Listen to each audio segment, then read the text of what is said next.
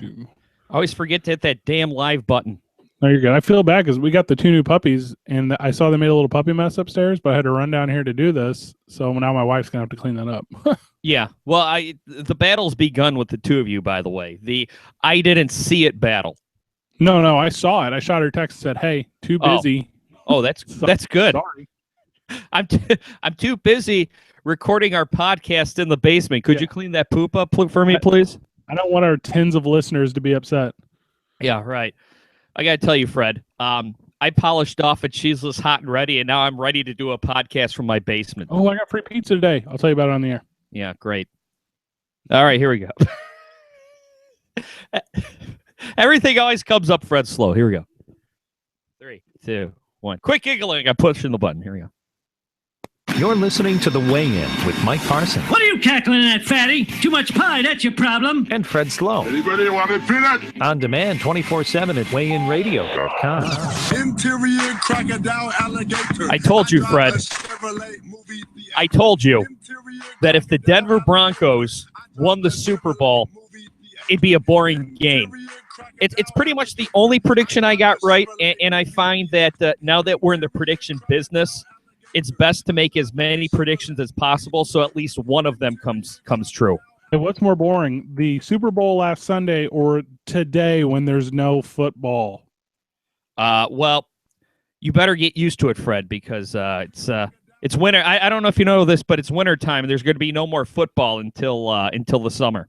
Hey, pitchers and catchers report in 5 days. Let's go Cardinals! Yeah, and that's what everybody's been counting down to. And like I said in the past, in the winter, things really don't get started until after the Super Bowl. Of course, people have been on Warriors Watch and everything just because they've been so good. But let's be honest, nobody really follows hockey. Nobody really follows NBA basketball unless you're a hardcore fan. And nobody follows NCAA basketball until football is over. And nobody counts down to pitchers and catchers, which pitchers and catchers in the middle of I did not realize, or I guess I never stopped to realize, that spring training it's like 2 months long. Yeah, it's not short. It's used to train. Yeah, and I guess it makes sense, right? What you do is you go down to Florida, you go to Arizona, California, New Mexico to practice playing baseball for a month and a half, only to prepare yourself to play baseball in sub 50-degree weather for the first 2 months of the season. A lot of guys, like the fringe guys, they've been playing all winter in like Pan American country, right? So they've been playing in the Dominican, or they've been playing in South America, and they don't really take a break from what I'm calling America's national pastime. But it kind of is like taking a break, right? Because it's like, I don't know where you grew up, Fred, if you guys had Federation baseball or travel baseball. That's like the kids who are really good. And in the offseason, they'd play Little League, where everyone makes a team with the rest of the schlubs. That's kind of what I see winter ball being as compared to Major League Baseball. Yeah, we have similar things. We have recreation ball, which is kind of where my life's at. But then we had select baseball when I was a kid. But select baseball has turned into a beast of its own. So it's no longer select baseball. It's not kids who are selected as they're the best, maybe at their sport in their age range. It's now pay-to-play baseball, because there's one of these teams for every single age range, and kids just, in my opinion, don't get the same benefit they got from, just 15 years ago when I was growing up playing select basketball, because I wasn't a very good baseball player, but I could sweet hook shot. Yeah. Well, you were tall and fat, so probably your whole life people have been trying to recruit you to play basketball and or football. Well, and my problem is I just have this terrible attitude and approach towards like team activities. It really slows me down. Yeah, no, you're definitely a ball hog. Well, and let's use this as an example. Upcoming this summer is the Olympic Games in Rio de Janeiro, right? So today's Sunday, so we're 172 days away or something from the opening ceremony. And I personally am more interested in the opening ceremony than I am the actual games. I have to tell you, I have no interest in the opening ceremony, in any of the games, nor the closing ceremony. I've never been into the Olympics. It's by far like my favorite. I like the spectacle. I like the grandiose. It's the moment like when you're playing roulette, the moment right before the ball lands. Because at that time, every single athlete there has a chance to be a champion. I would like to hear more about what happens in the Olympic Village, because I hear that is just well, it's late night Cinemax, but for real. And you got the people. You have the best athletes in the best shape of their life inside the Olympic Village, and they're just going at it with each other.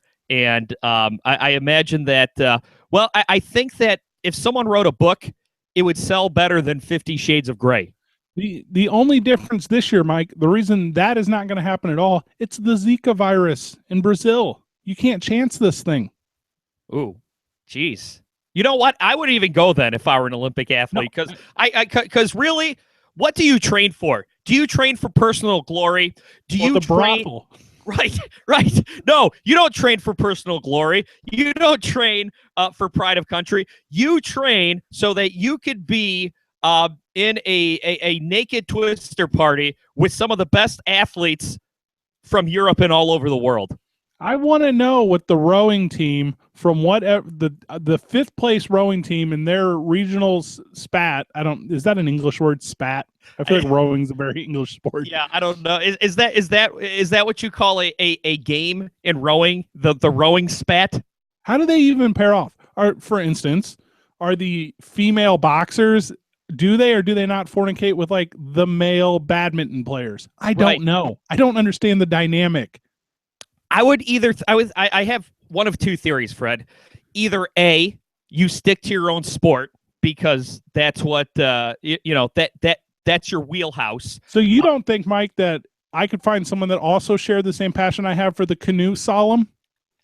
I believe the canoe slalom is a sex act that's illegal in most of these Olympic countries. But yeah, maybe. Well, but my other theory, Fred, is or you're so sick of the people in your own sport, been there, done that you have a turn with every sport other than your own. So we're going back to roulette. That's what you're doing. You're just saying you just wherever the ball lands. Well, yeah, if you're a shot putter, you've probably been around shot putters your whole life. You probably dated a few, slept with more, and then you say, you know what? I'm tired of sleeping with shot putter. I want to meet a nice cricket player. If cricket's still an Olympic sport. Oh, and I'm not sure what is and what it. Once they took softball out, I kind of lost my interest. I was a real Jenny Finch mark. But yeah, who wasn't? What Red American boy going through a coming of age during the Jenny Finch era wasn't a Jenny Finch mark? The aquatics by far are the best sport, right? Like it's no question. It's the races. Yeah, I guess so. You know what? I have a feeling that's going to drop off. If Michael Phelps participating this year? Yeah, I mean, he's doing trials. He's doing worlds. Hey, Fred, for the worst Olympic coverage, make sure you tune into the weigh-in this summer, whenever the hell the games are. Is it dressage? Is dressage the equestrian one? Is that the horse riding? I'm going to tune in this year. I don't know. All I know, Fred, is that around the Summer Olympics, if the U.S. women team's doing well, people like soccer for 2 weeks, just like during the Winter Olympics. People get really into curling for just 2 weeks. I joined a curling league here locally over in Creve Coeur. I joined a curling league and I went out for 8 consecutive weeks or something. Yeah. And by week 8, I was just as bad as week 1. Yeah, and you know what? By week 8, you probably outlasted everyone by at least 3 weeks. And we had a team of 4, and I feel like we didn't have the same 4 participants any week. Like it changed pretty regularly. No, it's probably like, okay, guys. Well, I haven't seen this on TV in 2 weeks, and I gotta get up for work early in the morning. So you guys find a 4th. I'm done. I'm done until the next Olympics. Call it. That's what. Yeah. Hey, remember when you were a kid and you tap yourself on the head when you're coming out? That's what it is. It's I'm out. I'm not this week. I don't know. I usually the coach would take me out long before I was ready. So I don't know. You weren't even winded yet. You hadn't got. No. Not just your second win, but you haven't even got your first win. Yeah, that's okay, because as a kid, I really only played sports for the snacks afterwards. But and depending upon who you're like in snack, like teen moms are like room mothers. Like some of them do good snacks and some of them do like BS snacks. And a good teen mom can really make or break the chemistry of a team. You know who's the worst, Fred? People give you options for everyone should get the same snack. I don't want people to fight. No, actually, the people who are the worst were the parents who would just bring enough for everyone on the team. So, like, if there's 10 players on the team, they would just bring 10 fruit snacks and 10 juice boxes, and that's it. Even though there's an entire demographic of siblings there who are just excited about the post-game snack. But then, you have these cheap parents, and then, these greedy siblings, they reach in and somebody doesn't get their bag of Doritos and root beer. Those parents were the worst. It's like spring for an extra. All right. You do this, twice a year? I coached a youth basketball team last year, and we had an year-end party. And I'm fortunate with my day job, I have access to like a community center. So we're having the after-season party at the community center, and it's my team and another team in the league because me and that coach were real good buddies. So anyways, we're putting it together, and we're like, hey, if parents want to throw in $5, we're going to go get pizzas. So then we get the money, and we only have like $20, like not enough bucks. So I'm like, well, this will feed, but all these kids have a little brother and a little sister, and then I'm like, I feel like we're missing the boat here, fellas. Like we're not just feeding a team of 10 players, we're feeding 10 players plus families. Let's make a party out of this. Yeah, even though the thought of the kids on the team sitting around eating pizza while their younger siblings cry is very amusing to me. I think that the parents who bring just enough snacks for the kids on the team, they are literally worse than Hitler. Well, I don't know if I would use the phrase literally worse than Hitler. But I would. I'm not exaggerating. They are terrible. The one that always got me, whenever I was growing up, I would always play with like one of my buddies. And then so me and my buddy would get like a set of like 2 wristbands, right? And then he would give me one of his and I would give him one of mine. So we'd have like dually colored wristbands. And then like the next week there'd be like the 2 other kids that maybe we weren't as chummy with, and they were doing the same thing. Like those posers can get off my team. Yeah, right. It's like, look, we were doing this. If we wanted you guys involved, we would have asked you. Go back to your cheap ass parents who brought just enough fruit snacks for everyone. Those are the parents. Fred, when I have children and they play sports for the snacks, well, like their old man didn't really play sports. I just kind of stood around until the game was over. No, I know. What's that? Oh, I know better than anyone. Yeah. But if I run across one of these parents that only bring enough snacks for the players on the team, I'm calling child services. Yeah, get DCCF. I've never actually, I don't know the abbreviation because I've never actually dealt with them. But you get someone there in protective services to come and watch and just see the abuse that these kids, they have to put up with. It's unacceptable. Yeah, right. Yeah, exactly. And you know what? It's bad for the children because not only are their parents terrible, but they're going to be ostracized at school as the kids of the parents who only bring enough snacks for people on the team. Now that, and we're both assuming that Peyton Manning is retiring because if he doesn't, we'll be irrationally mad. Now that Peyton Manning is a full-time parent, is he the parent that only brings the snacks for his kids, or does he go all out? I think that he goes all out, but it's really going to burn him up that he can't bring snacks for only the players on the team because he's very image conscious. We weren't thinking. He actually brings full Papa John's pizzas. He's the best dad ever. Yeah, and Budweiser's for the parents and kids. I guess maybe we should talk about that game when we come back from break. It's The Weigh-In, weighhinradio.com. See, those are bad on the Olympic stuff. No, that's okay. Well, what the thing is, we were done talking about is like 10 minutes. I'm like, we'll just run this out. No, I like that because it was kind of out of nowhere and it just kind of organically. Ben and Brian just texted me. I told them we are going to call him at 6 on the top of the hour. Okay. Okay, so let's see. Good. So we'll go 13, and that'll get us out about 4 minutes before. We'll talk about Super Bowl commercials a little bit, and then we'll tease that we're having those guys on. Okay. Well, we don't have to. You could just say something about the Super Bowl commercials. I don't want to discuss the best ones or whatever. Fuck me, man. I don't know. Okay, I don't. Yeah. Do you want to talk about Super No, Bowl you're commercials? cool. Just every idea I have is terrible, so we'll just do whatever you want. Oh, jeez, what other idea did I shoot down? Hey, that's my day job lately. That's what it is. That's how every conversation I'm having is. God. Well, you're very sensitive.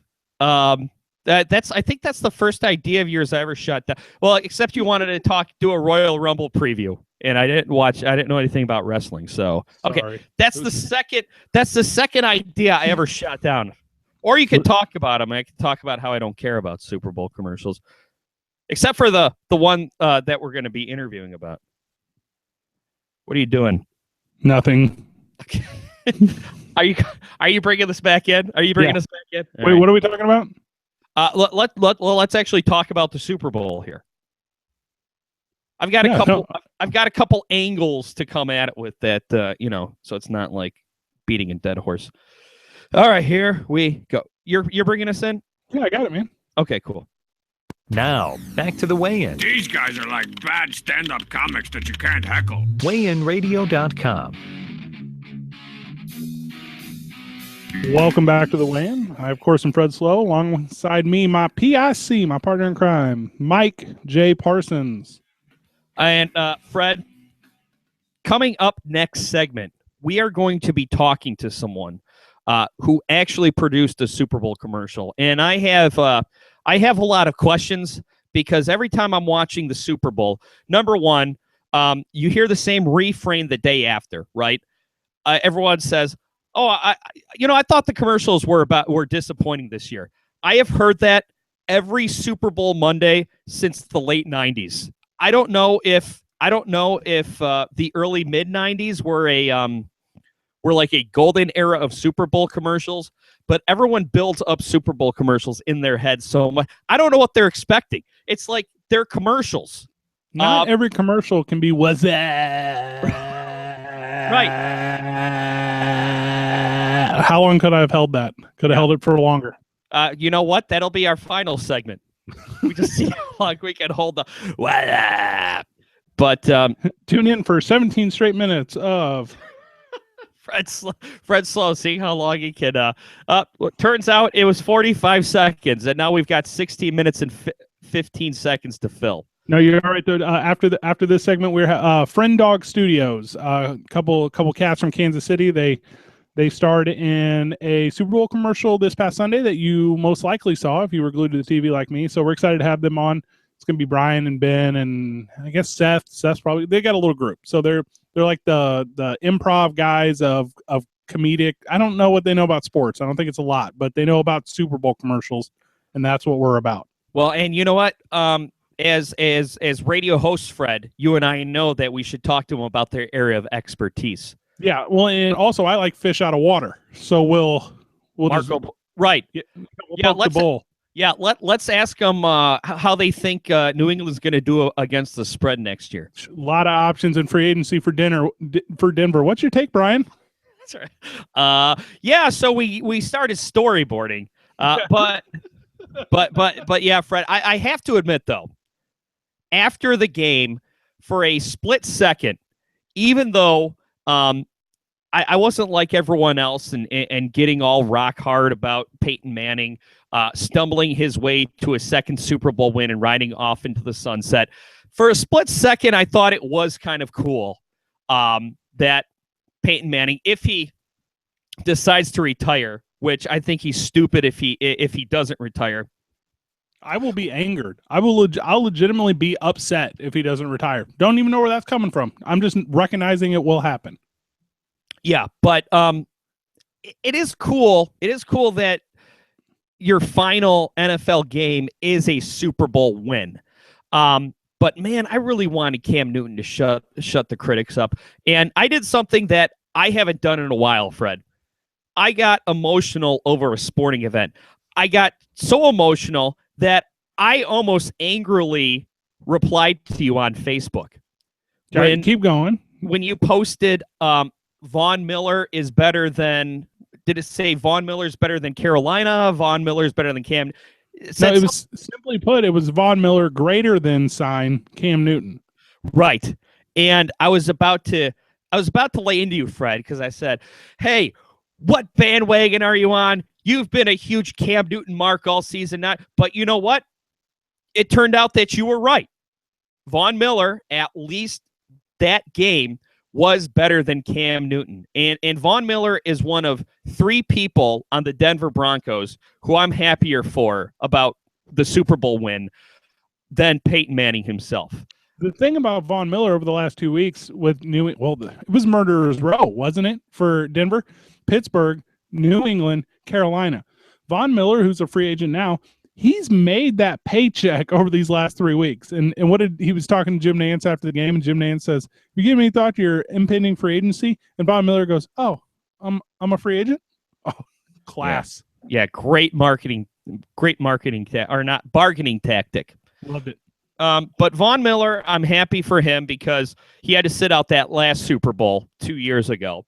I was happy for Demaryius Thomas. One of the big stories was that his mom went to jail 16 years ago, and she never saw him play football until the divisional round. So I thought that was cool. And then Wade Phillips, who I remember as his bumbling time as the Cowboys head coach, somewhere around their Tony Banks era. But he's out of football last year, and all he does is come back and coach the number 1 defense to a Super Bowl. And this is probably the first time, Fred, and I may be missing something here. I think this is the first time since the 2000 Ravens that defense actually won a championship. Yeah, a lot of people will argue the 2002 Buccaneers really carried that team. But yeah, I think it was 7 out of the last 11 years, the number 1 rated defense had made it to the Super Bowl, and it was something like 9 out of the last 11 years, the number 1 offense. And the defense usually comes out on top. But we're not talking historic defenses like we were this year. This Denver defense, they set the bar so high and they're going to become a victim of this. They're going to lose guys. They're going to lose individual. They might lose Wade Phillips. But Wade Phillips might go out on top after 1 year. But we don't recognize it now because it's in the happening. But when we look back and reflect on this thing 10 years from now, it's going to rank up there with your 2002 Bucks, your 2000 Ravens, your 85 Bears. It's a team that matters. You know, and you're right, Fred. I think a lot of times people have a bias against the present. We have a tendency to romanticize the past.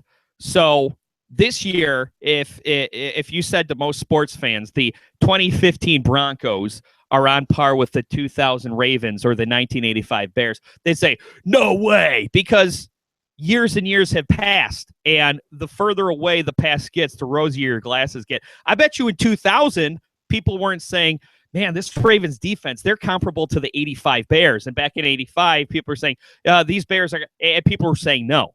Well, I think at least 5 years have to pass before people will accept a historic defense for being a historic defense. Well, and as we're talking about it right now, there's a listener in his car tuned in, and he's saying 76 Steelers because he had that same emotion watching the Steel Curtain, and he's absolutely right. Those guys could play. So the point of it is, it's a little bit in perception, but it can be backed up factually with numbers. And this Denver defense was, well, you saw what they did to the league MVP, Cam Newton. They not only shook him on the field in a way where he couldn't perform, after the game, he still was loopy. Yeah, and Cam Newton looked like, looked like he was checked out. And I think, even though the game was close, I think that the turning point of the game was that series of 3 events right in a row. They say bad things happen in 3. The Jericho Cotchery drop, which I thought was a catch, and a lot of people thought was a catch. After that, Jonathan Stewart hurts his foot, and he went on to score that big touchdown. And but you know, who knows how much that hindered him. And then after that, that's the first time Cam Newton was sacked and he fumbled the football. So after that, I've got to say, to me, it looked like Cam Newton was checked out. And, of course, the fumble, the non-dive, I think, really kind of showed that he said enough is enough. And a lot of people are killing him for it. And let's be honest, the Cam Newton detractors were going to find something to say, see, he's not that good. Quit dancing and read the playbook or something. But he really gave people a lot of ammo. But I got to say, Fred, we talk about it a lot and how Calvin Johnson of the Lions, he's only 30 or 31 thinking of retiring. A lot of these players retiring earlier than normal. And, Marshawn Lynch, and people are like, oh, well, if he really wanted to, if he really had the killer instinct, he might have dove for the ball. Maybe, or maybe he's saying to himself, hey, you know what? I've been beat up enough. Yeah, it'd be great to win the Super Bowl, but I also want to be able to walk. I don't want to break a leg. I don't want to get another concussion. I think what happened was a split second of rationality came into his brain, and sometimes that's not always the most conducive to winning. Well, and what's tough about football, unlike baseball, unlike basketball, so let's use Kobe and Derek, for example. Kobe said at the beginning of the year, well, roughly 17 games in, he said, hey, this is it, guys. He's like, my body's not working right. I'm not at my level. I'm on my way out. Derek said, this is my last season. I'm going to make my rounds. I'm on my way out. In the NFL, you don't often get to decide when you retire. It's often decided for you, and that has to do with the structure of players' contracts, which, by the way, I think is excellent for the fan. If your team has dead weight, if your team has guys who don't perform well, that team can cut you, and it keeps your product at a prime level. With that said, a guy like Marshawn Lynch cannot at the beginning of the year say, this is it. This is my last year. Because he's in a situation where contractually he doesn't necessarily have to get paid. If the Seahawks weren't in the mix or if not all the dominoes had fallen correctly, who knows what they would have done with his salary. So whenever it comes to a guy like Peyton Manning or a guy like Cam Newton, the exact opposite, you have to keep the longevity of your career in mind. And then if you're a guy like Peyton Manning, you have to say on a moment's notice, it's done for me because it's going to be decided for you. He's the quarterback on a Super Bowl champion team, and he does not have to return to that team because that's how competitive these contracts in these leagues are. Right, and I think Cam Newton's official response is that he said something about his leg was at a weird angle and he thought he would break it. And I think somebody referenced, I think, of the Phillip Rivers and the Drew Brees injury. Where it was a similar play. He dove for the ball. He got injured, and that pretty much ended his career in San Diego on the Chargers. Now, he went to the Saints, and it worked out for him. But what Cam Newton was saying is like, look, I love this game, but I am not going – I already put myself at risk for great bodily injury.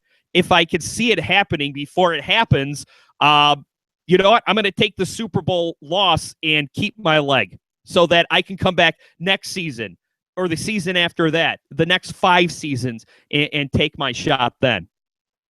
No, you're absolutely right. It was a real growing opportunity. It's a coachable moment. That's what we call it, right, in the game.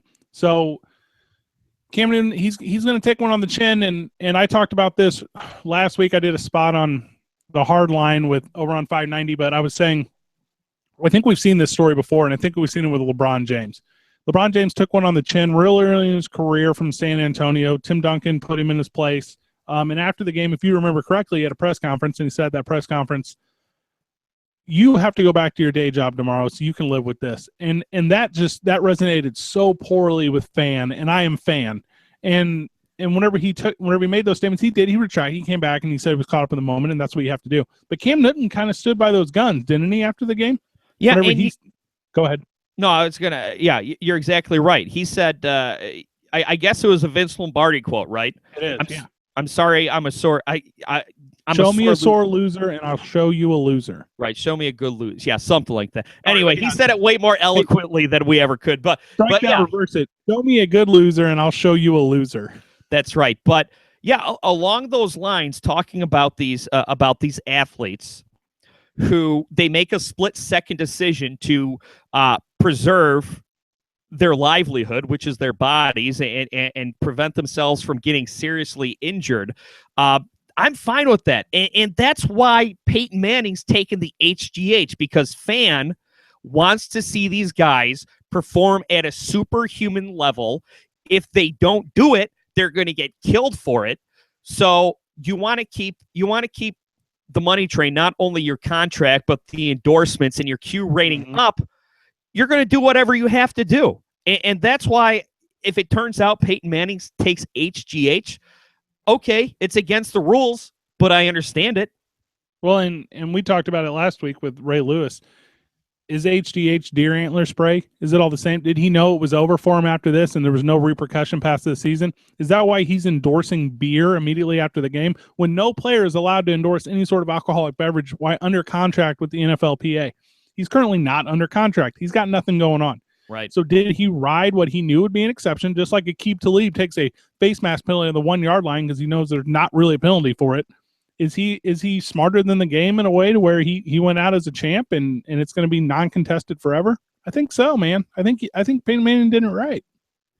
We got to take a quick break. When we come back after these commercials, we're going to talk commercials. Crafting a Super Bowl commercial, that's got to be a lot of pressure in itself.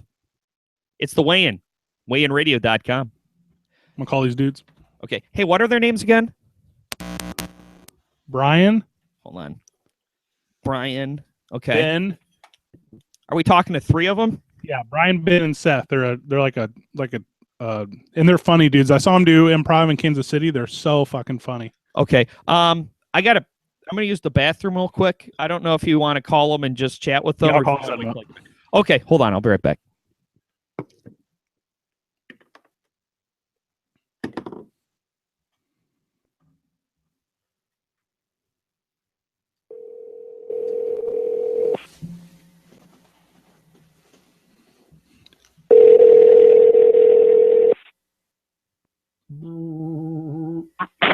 Hello. Hey, dudes. How's it going? Hey, can you hear me clear? I can hear you clear. Good, I Let me appreciate grab that. Hold on just a second. You're good.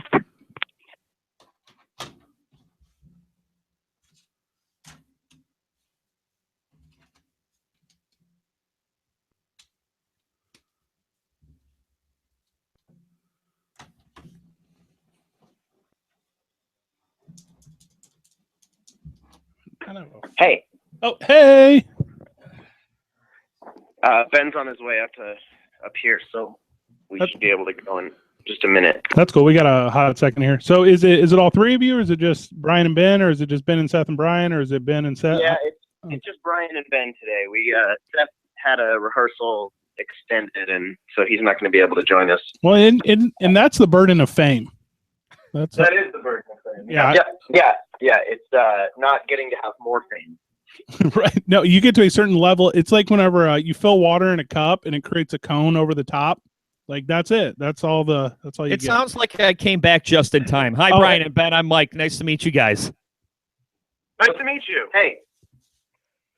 So hey, sorry about dicking you guys around on this. How we were going to do it. We're building a brand new studio, and it's the nicest studio on earth, but it's just not ready. That's the bottom line. Yep. Okay. So Yeah, Fred and I are talking to you from our basement. All our studio is still just our apartment. So, we feel the struggle. yeah. Well, and we also both have the at-home studio, which, in my opinion, Mike, I don't know about you, is my favorite studio. Yeah, I like it. Because if it wasn't for us doing this on Google Hangout, I could be nude right now. Yep. So we're gonna knock Seth off right here real quick. Get my thing together. I just want to make sure I got some bullet points absolutely perfect before we start. Do you want your last names on here or not? Yeah, that's fine. Mhm. Okay, so just make sure I got this right. Huther. Yeah, I'd say Huther. Yeah. Okay, and then I'm thinking it's Auxier. Some people say it that way. We tend to say Auxure. Okay, I can do that. And then whenever you're plugged, Dear Tay, quit trying to church it up. What? Well, sorry, what was that? Kind of dipped out. Yeah, I know. It's my phone's a little quieter. I'm a little more of a delay, so we'll work with it as we do this segment here. So Okay. is the best plug facebook.com/FriendDogStudios, or is there something else you want? That's probably where we want to direct them, right? Yeah, I think for now that's probably the best place. Either there or to our YouTube account. Do you think? Yeah, they're both just called Friend Dog Studios. So YouTube and Facebook, Friend Dog Studios. Yeah, I'd say probably let's send them. I would say probably the best plug is to tell them to subscribe to our YouTube channel. Cool. Well, we can get both until you get shut down like everyone else on the frickin' internet. What's going on with that? People getting shut down right now? Oh my gosh, it's taken over by storm. There's copyright claims. There's like a vendetta. Copyright claims are the new patents. Like, Oh my God. you're just people are left and right going down. Yeah, we're screwed. I haven't paid for a single license for any of this music that we use. No, we have it at the studio. Oh, you do? Yeah, Great. Well, but not it's on your YouTube, channel. though. Oh, I don't know how that works. Oh well, you know what? If we're big enough to get shut down by YouTube, I'll consider that a victory. We're doing all right. Hey, so here are the softballs, fellas. It'll be we're gonna ask you about your experience. Should we play the commercial, Mike, or not? What do you think? No, let's say no. Okay. Yeah. I just edit it in later. I would didn't. No, I just don't want to do it. So Okay. we'll do this. So we're gonna ask you about the Super Bowl commercial and kind of your experience there, and then from there we're gonna just follow your lead as it organically goes to your guys' story, and then what you guys have going on, and then it'll be 12 minutes before you know it. Okay. Cool. Sounds good. You like All that, right. Mike, or you got a better Yeah. plan? Or I mean, No, I have no plans. So my plan is when you to guys hit go these back and watch buttons. the YouTube video, you're gonna see that today we're doing exactly what Mike wants and only what Mike wants. Yeah, So- you also find out that Fred's on the rag and is super sensitive about everything that's not 100% in agreement with him. All Well, right. I'm really honored to get to do your last segment ever. Yeah. See, Fred, they know I'm going to fire you. Okay. Hey, thanks, guys. Cool. All right, I'm ready. Cool. I'm ready All if you guys are. All right, I'm pushing the button here. Fred, Is you bring it me it. or you? It's you. Okay. Here we go. Now, back to the weigh-in. I've been on the radio quite a bit, but I want to do it like as a part-time thing. Not to make money, but because I love hearing myself. Hold on, the Fred. radio. Oh, Fred. cool. Yeah, no, I was ready. No. I stopped it. I'm hearing my audio. On You're hearing yours. your audio. Yeah. Do you have Try it my- again. Do you have the speaker on? Hold on. Now, back to the weigh-in. I've been on the radio quite a bit, but I want to do it like Okay, that's better. All right, we're starting for real now. Here we go. 3, 2, 1. Now, back to the weigh-in. I've been on the radio quite a bit, but I want to do it like as a part-time thing. Not to make money, but because I love hearing myself on the radio. Weightinradio.com. Welcome back to the weigh-in. It's good to be back, guys. I like commercial breaks because I like to party. But during the commercial break, what we did is we set up an interview, which is it's fun for us. We don't do a ton of them, but when we do, they're gold. We were talking about Yeah, we did some actual work during the commercial break. and these. I'm excited to bring these guys on because we were talking about Super Bowl commercials. We were talking about how every year is the worst year for Super Bowl commercials consensusly, and we thought what we'll go to the well. I said we'll figure out why Super Bowl commercials are so bad. So we have brought in the guys via the Marshall Wireless hotline from Friend Dog Studio, Brian and Ben. Brian, of course, is Brian Huther, and Ben, of course, is Ben. He pretends it's not French. Auxier. Yeah, I mean it's probably pronounced real French-like. Like you probably should choke while you're saying it, like just but we simplify it and we Bless just you. say Auxer. Yeah, it's got consume tight. Yeah, thank you. It's a French-German mix. So the guys at Friend Dog Studio, and by the way, that's facebook.com/Friend Dog Studio, youtube.com/Friend Dog Studios with an S. Yeah, because I don't know. If you go to studio singular, that might be someone else entirely. I don't know. I just You looked guys it better up. go out and buy that domain immediately. So Ben and Brian are here, and you guys shot a Super Bowl commercial. It was seen. Tell me what markets it was seen in, because I saw it. I had a giggle. Tell me what you guys did with the Super Bowl and your experience with your commercial. Sure. We got cast in a Missouri lottery commercial together, and obviously that's not going to play outside of Missouri. So, that would be a waste of money. on their part. So I know that it's playing regularly in Kansas City. It premiered pregame during the Super Bowl, and I know that out there in St. Louis, it aired, I think, once or twice during the Super Bowl. So that was fun. No, it was fun. It was fun to see some guys I was familiar with. So the process of it, did your studios have anything to do with it, or was it just some freelance acting opportunities, or how did it work for you two guys specifically? I think it was because Brian didn't have a car, and we had. This is the story: is we both got called in for the same audition for one or the other of these two guys who were sitting in this coffee shop, and we both got called in. It wasn't something that we were doing necessarily together, but we worked together constantly, and we lived together. And I didn't have a car at the time, and so I said, "Hey, can I get your ride with you? I'll try to get my slot changed." And so we went in at the same time. Yeah. And this magical thing that happens because God loves us more than other people.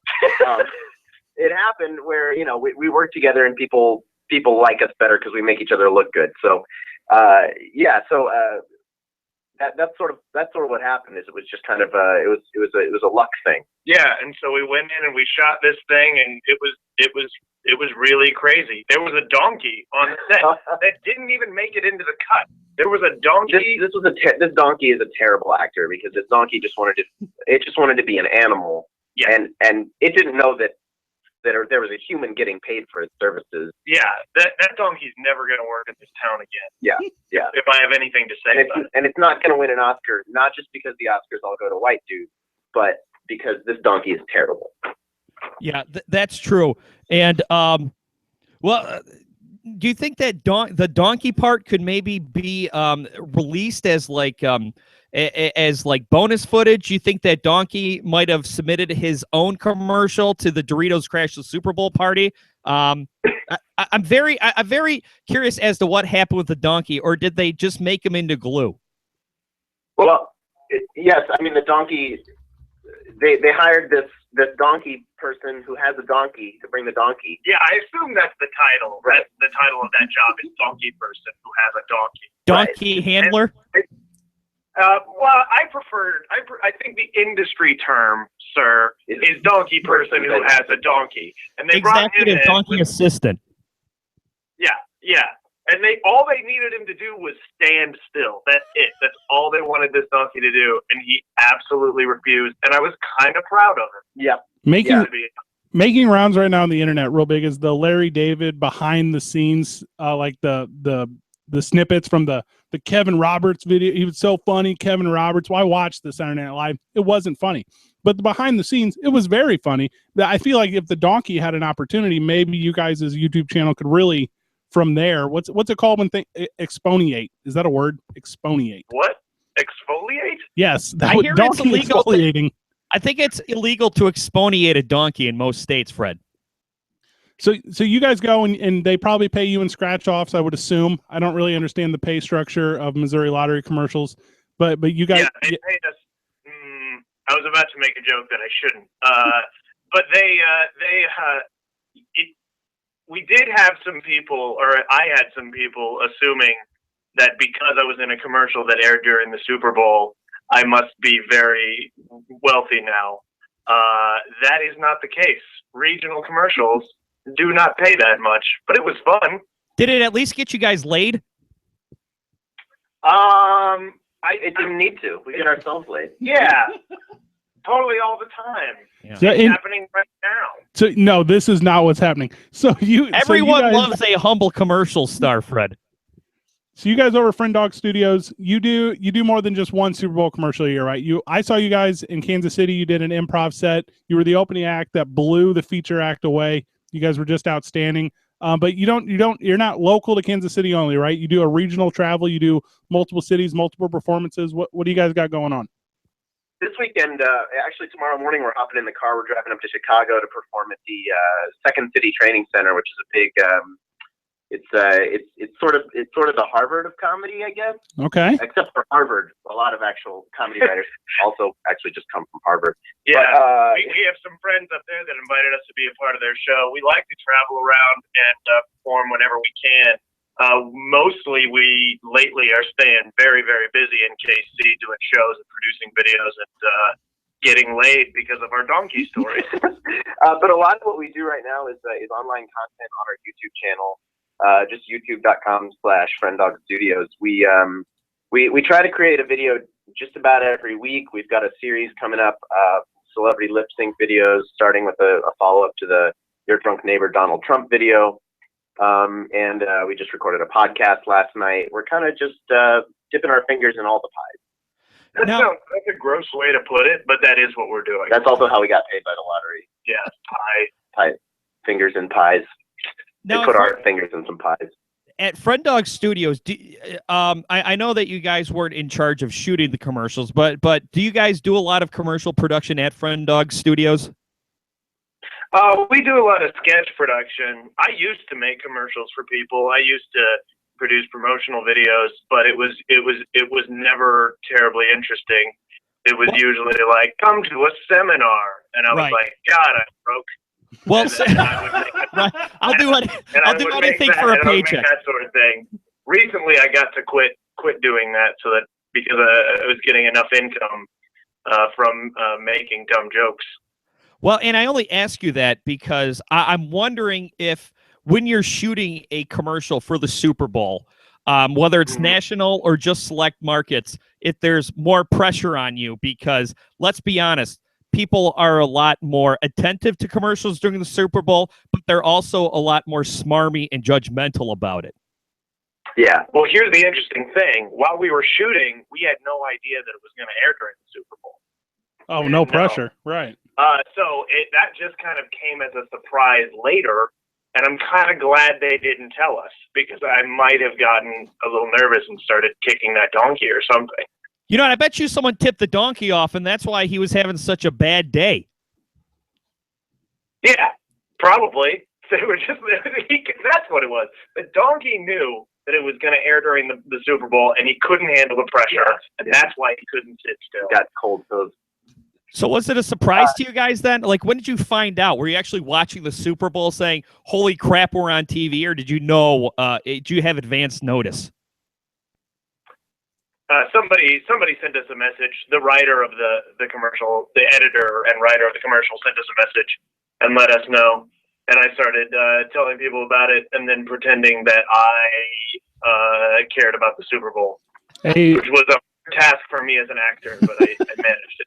A very funny thing you guys do that I've been through your entire YouTube channel. I've checked out everything you have going on, and you know why that's the truth? Because all your videos are less than 5 minutes, and that's the culture we live in, right? Everything you do it's quick hitters, and it's a lot of fun, and I think it resonates specifically with our audience because we don't have attention spans either. So when you guys are putting together, I watch on RedTube is 5 minutes or less. Oh no, yeah. If I'm going there, I'm trying to get off that website as quick as possible. But no, you guys do a real good job here. You're very funny. Kind of walk me through the process of a new sketch. Is you guys telling a joke and you grow it from there? Is it organic? What? It's a strange thing. We actually, our other guy, Seth, just got out of his rehearsal. He just joined us now. Hi, how's it going? Hi, Seth. And it's funny that you mentioned the process of creating new ideas, because it happens in a lot of different ways. I mean, sometimes we come up with something on our own, but a lot of times we're just hanging out, and the weirdest thing will happen. I mean, how did we do the Cha-Cha one? Well, I mean, it was just kind of like this idea. This is Seth. I just get these weird ideas that pop into my head that are like, what's something weird that somebody could walk into a room and find? And it, like, one of them was just like, oh, I'm doing a strange dance for Ben, and he's just staring at me with a stone cold face. Yeah. Sometimes, one time I was sitting with my girlfriend at the time, and we were talking about church, and I started playing this character that was this just whiny preacher who was fed up, and I couldn't stop giggling. I'm glad you're talking about Honest Preacher. That is by far my favorite sketch of all the sketches. Oh, well, thank you. It's so weird, but like that's an example of the weird ways these things can come about, because it's literally just something I couldn't stop giggling about. And then fast forward a few months, we decide to actually make it, and then it blows up. It's like our second biggest video ever. Yeah, and then churches are paying us money to show it in their worship services. That's actually true. He's not making. No, that's not a joke. And that's the thing. You start to pay attention to these weird impulses that you have, and then that's how you become totally insane after 50 years of making things. No, well, and like I said, it's my absolute favorite. I'm a fan of you guys. I think you guys are super talented. We're at that. We're going to grab Honest Preacher. We're going to put that on the website. We're going to make sure all the fans of the Weigh-In have an opportunity to go there. Ben, Brian, and Seth of Friend Dog Studios, we loved having you on. Real quick, give me all your plugs one more time for the listener. Yeah, definitely check us out at youtube.com/FriendsDogStudios, Facebook.com, Friend Dog Studios. We're on Twitter and Instagram as well. Yeah, check us out there. You should have a good time. No, I appreciate you guys. You guys were a gym. Obviously, I assume we'll be in contact in future. You guys got an energy about you that works. So good job. Yeah, definitely. Yeah, if you ever want to talk about how little we know about sports, that's what. we can. Hey, you. Where you're going, I don't know what the opposite of an expert is, but if you need to consult with the opposite of an expert, I think we're not experts. Which game is the one with the ball? If you check our Twitter, a lot of fans believe that we're the opposite of experts too. Yeah. Fred and I are frauds. Don't talking sports, it's not about knowing what you're talking about. It's just being obnoxious and loud. I tell you what, let's come on again sometime and we'll quiz you on sports and we'll see how much you actually know. Oh my gosh, that was Friend Dog Studios. You listen to the Weigh-In on 590 The Fan, 590thefan.com. Hey, good job, fellas. Really appreciate it. Thanks, Fred. thanks Yeah. very much. Hey, No great problem. job! Great job working with my phone. I know it's quiet and on the delay, but you guys made it sound like we were on an actual phone. So I was appreciative of that. Great. Yeah, I think it worked out pretty well. Yeah, me too. We like I said, it goes live Sunday morning. So we'll do some tease stuff before then. You'll see it on our social media and stuff, and then it'll be up and archived after that for eternity. You'll never escape this one. Yep. Okay. Well, appreciate it. Like I said, next time you're passing through St. Louis, I'll show you where the best deli is. Awesome. All right, Thanks, guys. later, fellas. All right, thanks, guys. Those dudes were good, huh? Yeah, they were. When we were talking to them off the air, I was a little worried because because I know my phone's on a bit of a delay and we're having a hard time communicating. But once we got into it, I think it worked out well. I saw them at it was like an after 10 p.m. like Blue improv show, and they were the opening act for whoever the headliner was, and I don't even remember his name. Anyways, these fucking dudes stole the show, dog. They were excellent. Well, you know what? And their story was interesting too. I don't know if that donkey thing was real, but like I said, it's they had an interesting story. They kind of know how to they're improvers, right? So they know how to give an answer and then set up for the next the next question. Well, maybe next time we have them on, we'll do a like an improv game. Okay, that'd be fun. Yeah, maybe that'll be fun. Or maybe we'll never have them on again, and that was fun. That was good. Hey, thanks, guys. That was great. We'll see. Who knows? You may never have me on again. How many segments we got left? One? Just one. So Hey, let's we're see. doing good. This has been a good episode. It has. Well, you know what? If you're able to have a lot left after that first segment, you're in good shape. And that first segment, we didn't talk about anything we planned. So I like when that happens. I hate the Summer Olympics. So are we doing? All right. So you got a plan because I want to get to Grammys. Well, let's see here. We got Is Pop Trolling Us? Daniel Bryant, Hall of Fame. I don't know if you want to touch on any one of those or if you want to start with the Grammys. You just want to go with the Grammys? I mean, I kind of want to talk about Daniel Bryan though. Do you? Okay. You know how I get. Yeah. Okay. So you want to start with Grammys and go into Daniel Bryan? You want to go to Daniel Bryan and transition into the Grammys? That one, because I can do Daniel Bryan quick. I just want to just praise him publicly so everyone knows that I went. Okay.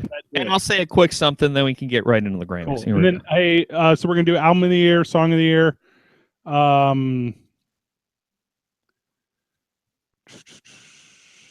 Best New Artist, Best Rap Album. So so let's do this. So we'll do Album of the Year, Song of the Year, Record of the Year. Is that the same as Album of the Year? No. Well, I think Song of the Year goes to the singer. Record of the Year goes to the writer. The team. Yeah, the team. The label. And then we'll do Best New Artist. Okay, that sounds good. All right, here we go. I'll bring us in here. Cool. Now, back to the weigh-in. I wash myself with a rag on a stick. WeighInRadio.com.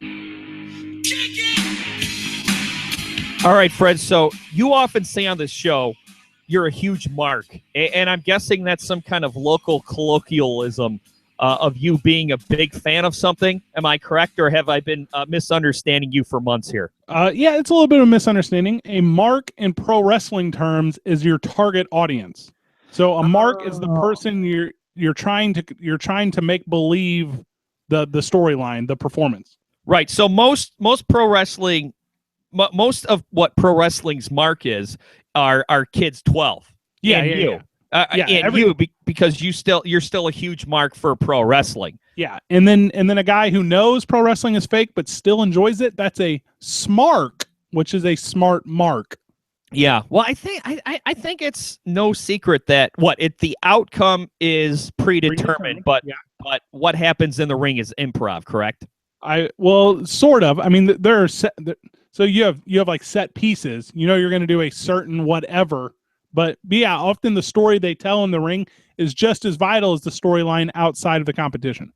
So is this Daniel Bryan thing? Daniel Bryan, I'm guessing I haven't watched wrestling in a long time, but right. I recognize who he is, so I know he's one of the biggest stars in pro wrestling. Arguably and he is and he seems to have a good message. He's the guy that screams yes over and over and over. And he is retiring he's in his early 30s from pro wrestling because he had too many concussions, and I believe his words were somewhere along the line of "there's something wrong with my brain." He's 34 years old. Classic underdog story. He's a Mighty Mouse kind of guy, resonates and reaches a lot of people, and he has that unique combination of skill in the ring and skill on the promo, on the promotion. And he's a guy who can dazzle you with his work, but then he can mesmerize you with his microphone, right? So he was been battling for a long time, some neck issues and some concussion issues, and he at the early age of 34 had to call it quits from the thing he loved, man. Yeah, and we were talking in the first segment about how putting yourself at risk for injury as a football player doesn't seem like it's entirely worth it years and years down the road. And to me, it seems like the only other set of athletes, and they are athletes, some people would beg to differ, but what they do is athletic in the ring. Wrestlers are the only other set of athletes, I think, who probably have it worse after they retire. I'm sure anyone who grew up when we grew up, if we didn't see the whole, was it inside the ring, outside the ring with Mick Foley and Terry Funk, and just how they were either in the twilight of their career or trying to keep it going, and just, the toll it took on their bodies and everything they would have to do to just be able to get out of bed in the morning. Much like, the NFL, it only seems worth it if you're Tom Brady. It seems like in pro wrestling, it's not worth it unless you become like Dwayne Johnson. Your odds of making the big leagues are slim, and then once you make it, your odds of transcending and being okay after you retire get even slimmer. This one really hits home. Well, first of all, I agree with everything you said. It's like going from the high school football to pro football. It's a percent of a percent that makes it. And Daniel Bryan was the guy who was able to not shoot straight to the top. He has that journeyman story that like I said just really resonates with the fan base. And last Monday night on Raw, he, in front of 18,000 fans in Seattle, Washington. By the way, he's from Aberdeen, the home of Kurt Cobain, which is about 2 hours outside of Washington. So in front of his home fans, in Seattle. Yeah, excuse me. Yeah, outside of Seattle, Washington, he was able to announce his retirement in front of his home fans, and it was one of those unique moments. And I talk to you about wrestling kind of a lot because I am that guy. But there are moments in pro wrestling that rival the biggest plot twist and turns on your Game of Thrones or on your Bachelor, or I don't know what else is on AMC, whatever people are watching. I don't know. Road Rules, is that still a thing? Yeah, I'm not 100%. American Outlaws, I don't know what people are still watching, but but it is some of the it's some of the best entertainment if you buy into it. I mean, like I said, if you're not invested, it's not there for you. But yeah, so last February the 8th, retired from professional wrestling due to medical issues, and it looks like he's going to live. He's going to be sad for a while. He's going to be down. He's going to fight some things, but I guess he has plans to start a family, and I'm sure he'll love that just as much as what he's doing now. So expect to still see him around. He's going to do some stuff, but in-ring action, it's all over for old Bryan Danielson. Well, and you know what? Good for him. Yeah, because I think there's a lot to be said in knowing when to walk away and when enough is enough, and to reach the pinnacle of something that you've been working towards your whole life, and then having the emotional strength to walk away from it for the good of yourself and the future family that you plan on starting. That's laudable. Well, like I said, good luck to him. Good luck to those who follow him. And I don't know, he's got a lot going on. But that's in the past, Mike. That was last week. Tonight or tomorrow night. Tomorrow is the next one, right? So, and I'm not talking Raw. I'm talking the Grammy Awards, Mike. I'm talking. It's that one time a year when we all agree that we didn't listen to that whole album. That's true. And even though I think the Grammys are much more in tune as to what's popular in the mainstream than the Oscars, I would imagine that most of these artists I do not own a CD of. See, or they're on my Spotify playlist. No, that is, yeah, no, they're not there. They're not making the rounds. No. Up for Album of the Year this year. Here are your nominees, Mike. Are you ready? Let's hear it. From The Weeknd, Beauty Behind the Madness. From Chris Stapleton, Traveler. Kendrick Lamar, To Pimp a Butterfly. Taylor Swift, 1989. Alabama Shakes, Sound and Color. Now, Mike, I've listened to all these albums extensively. I have a pick for Album of the Year. I want to know your opinion first. Well, if you're going by what people actually listen to, you're going to pick either Taylor Swift or The Weeknd. But a lot of these award shows like to make artistic points. Right. And it seems like Kendrick Lamar, even though I can't name you one Kendrick Lamar song, and I guess that's not that big of a surprise since I'm not the demo. But, if you listen to Top 40 Radio, you should at least be familiar with a couple of these songs. Kendrick Lamar seems to be that guy this year. The guy who gets all these nominations, and even though he's not super mainstream. I love your passion. I love your intensity and your Kendrick Lamar support, but it's not even close. Taylor Swift's 1989 will run away with it. Front all the way through. This thing is hits. It's got like 6 or 7 hits on it. The A side, the B side. Check out Taylor Swift. She successfully made the jump from country to pop. She's just outstanding. If you've never listened to Taylor Swift, let me suggest that you check her out. This girl's gonna make it. Hey, I love pop music. You know that more than the next guy. Yeah. So I do. I think pop music's actually in good shape right now. I really do. I think we have more good substantive artists now than we have in a long time. Song of the Year nominations by Laurie McKenna, Girl Crush. By Ed Sheeran, Thinking Out Loud. Okay. From Taylor Swift, Blank Space. Yeah. Kendrick Lamar's All Right. And Wiz Khalifa and Charlie Puth, See You Again. I hope that one does not win. I think Girl Crush was written for the band Little Big Town. Hotline Bling's not on that? What kind of travesty is this? I want to give you a little history real quick before you make up your mind on this one. 2015 Song of the Year, Stay With Me by Sam Smith. 2014 Song of the Year, Royals by Lorde. 2013 Song of the Year, We Are Young by Nate Ruess, which whatever happened to that guy. Fun, so the point is, Mike, I think there's a trend here in Song of the Year, and I think I know who the winner is going to be. Yeah, well, you know what? I'm gonna pick Hotline Bling to win with Rated. Now, see, and that's not even an option. You will have to See You Again, which is the song that put me in tears at the end of Furious 7, will be your winner by Wiz Khalifa and Charlie Puth. And sorry, Taylor Swift, but you did get Album of the Year. Let me talk about Charlie Puth for a second, okay? Yeah. This guy's on every song, and he just sings the chorus. That's crazy. It's like, okay, hey, Fred, okay, I'm going to, you and I, we are going to collaborate. We're going to make a movie. You do all the acting. I'll do all the softcore sex scenes. That's what Charlie Puth is, okay?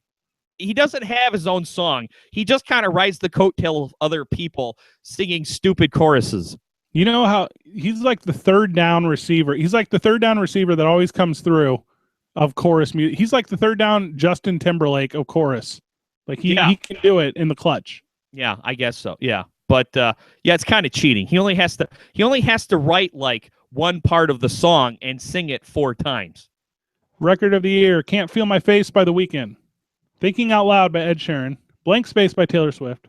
Really Love by D'Angelo. And here it is, Mike. Uptown Funk by Bruno Mars.